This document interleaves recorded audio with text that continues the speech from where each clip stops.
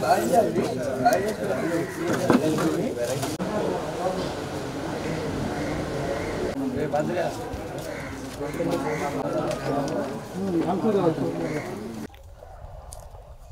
ప్రభుత్వం గ్రామాల్లో ఉండే రైతులు కావచ్చు, ఎవరైనా ప్రజలకు ఎటువంటి భూముల్లో అవకతవకలు జరిగినా లేదంటే ఇళ్ల పట్టాల్లో అవకతవకలు జరిగినా వెంటనే సద్వినియోగం అంటే పరిష్కారం పొందేలైతే రెవెన్యూ సదస్సులు అయితే ప్రతి గ్రామాల్లో అయితే నిర్వహిస్తుంది. అందులో భాగంగా ప్రస్తుతం ఒక గ్రామంలో రెవెన్యూ సదస్సు నిర్వహిస్తున్న పరిస్థితుల్లో భాగంగా ఒక రైతు ఎంఆర్ఓకి కంప్లైంట్ ఇవ్వగా తనకున్న సమస్యను చెప్పగా సర్వేర్ అయితే ఫీల్డ్ మీదకి వెరిఫికేషన్కి వచ్చారు. అతన్ని అడిగి తెలుసుకుందాం అసలు ఎటువంటి సమస్యతో ఆయన వచ్చారు, ప్లస్ ఇక్కడ ఏం చేయబోతారు అన్నది. అన్న చెప్పండి, అసలు ఏంటి అతని ప్రాబ్లం ఏంటి, ఇక్కడికి మీరు వచ్చారు?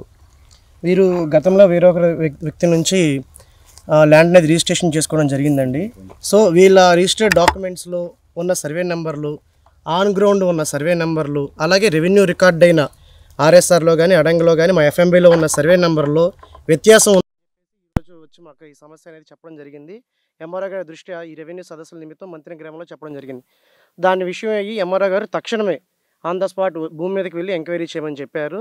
సో ఈ విషయం అయ్యి నేను, గ్రామ సర్వేయరు, రైతు, అర్జీ పెట్టుకున్న రైతు ముగ్గురం వచ్చి ఈ భూమి మొత్తం సర్వే చేయడం జరిగిందండి. సర్వే చేసినప్పుడు వీరు ఏదైతే సర్వే నెంబర్లు చెప్పారో వాటిలో కొంచెం వ్యత్యాసం ఉంది.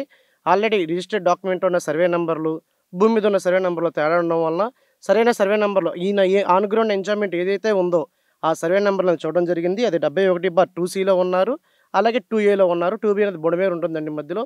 2C 2Aలో వీళ్ళ యొక్క ఎక్స్టెంట్ ఉందండి. ఈ సర్వే నెంబర్లు అండి మేము తీసుకెళ్ళి మళ్ళీ మా మండల సభ్యుల గారి దృష్టిలో పెట్టి ఆయన ఒకసారి మళ్ళీ స్క్రూటినీ చేసిన తర్వాత ఎంఆర్ఓ గారు తగిన చర్యలు తీసుకొని వీరి యొక్క పేరుని రికార్డులో సరి చేస్తారండి. ఏదైతే ఇప్పుడు ప్రభుత్వం చాలా ప్రతిష్టాత్మకంగా ఈ కార్యక్రమాన్ని అయితే తీసుకుంది, ఎందుకంటే భూముల్లో చాలా అవకతవకలు జరుగుతున్నాయి, ఎప్పటికీ కూడా ఇవి రెక్టిఫై కావట్లేదు కాబట్టి. సో ఈ ప్రోగ్రాం వల్ల ఏదైతే రెవెన్యూ సదస్సులు నిర్వహిస్తున్నారో దీనివల్ల ప్రజలకు ఎటువంటి యూజ్ ఉందంటారు? తప్పకుండా అండి. ఈ రెవెన్యూ సదస్సుల యొక్క ముఖ్య ఉద్దేశం ఏంటంటే ఏదైతే గతంలో ఎన్నో సంవత్సరాల నుంచి ప్రజలు పడుతున్న ఇబ్బందులు, వారి యొక్క ఇబ్బందులన్నింటినీ తక్షణమే 45 రోజులు అయితే 45 రోజులు, లేకపోతే ఆన్ ద స్పాట్లో జరిగేటటువంటి ఎటువంటి సొల్యూషన్ అయినా సరే చేసే విధంగా చర్యలు తీసుకుంటారండి. ఇందులో మెయిన్ ఏమవుతుందంటే ఒక వ్యక్తి తన యొక్క అప్లికేషన్ తీసుకుని వచ్చినప్పుడు రెవెన్యూ ఇన్స్పెక్టర్ గారు కానీ, ఎంఆర్ఓ గారు కానీ, మండల సర్వేయర్ గారు కానీ, లేదా విలేజ్ సర్వేయర్ కానీ, విఆర్ఓ గారు కానీ అందరూ ఒకే చోట కూటమిగా ఉండలేరు.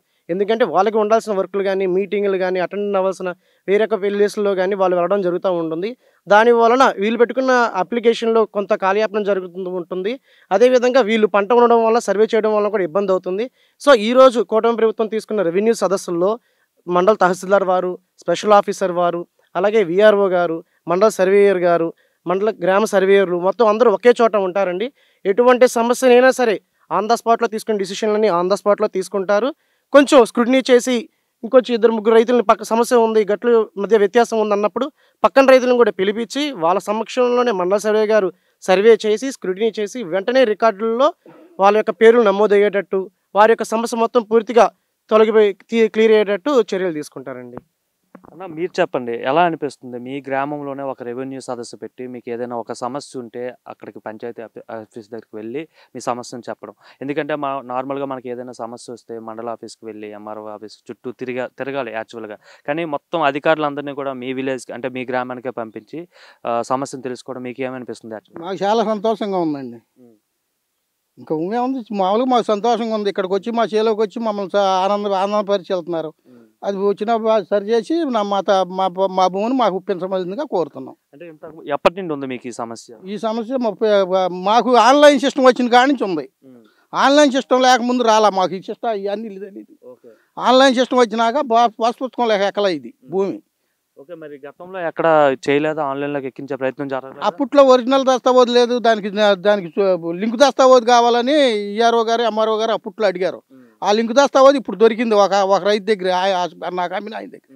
ఆయన చనిపోయే ముందు నాకు ఇచ్చాడు, అందాక ఇలా అయింది. ఆ లింక్ దస్తావేజ్ దొరకబట్టి ఇప్పుడు నేను ఎంఆర్ఓ గారికి అర్జీ పెట్టుకుంటున్నాను. ఇంకొక మనం ముఖ్యంగా గమనించుకోవాల్సిన విషయం ఏంటంటే అండి, ఈ రెవెన్యూ సదస్సులో మెయిన్ కాన్సెప్ట్ ఏంటంటే ఒక వ్యక్తి అతను అర్జీ పెట్టుకునేటప్పుడు ఇంతకుముందు మనకి మీ సేవలో కానీ ఇప్పుడు కొత్తగా వచ్చిన సచివాలయంలో కానీ రుసుము ఉండేది, ఇంత అమౌంట్ చెల్లించాలని చలానా ఉండేది. ఈ రెవెన్యూ సదస్సులో చలానా అనేది ఏమీ అవసరం లేదండి, జీరో ఫీజు అనమాట, జీరో మేకింగ్ ఫీజెస్ అని. అలాగే పబ్లిక్ గ్రీవెన్స్ సిస్టంలో కూడా వీటిని అప్లోడ్ చేస్తారు. వెంటనే వాళ్ళకి అర్జీ పెట్టిన వెంటనే రిసిప్ట్ ఇస్తారు. జీరో అమౌంట్ అండి. అమౌంట్ కూడా ఎవరు ఏం పే చేయాల్సిన అవసరం లేదు. అధికారులందరూ ఒకచోటే ఉంటారు. తక్షణమే నిర్ణయాలు తీసుకుంటారు. చర్యలు తీసుకొని వెంటనే వారి యొక్క సమస్యని 100% కంప్లీట్ చేస్తారండి. Thank you.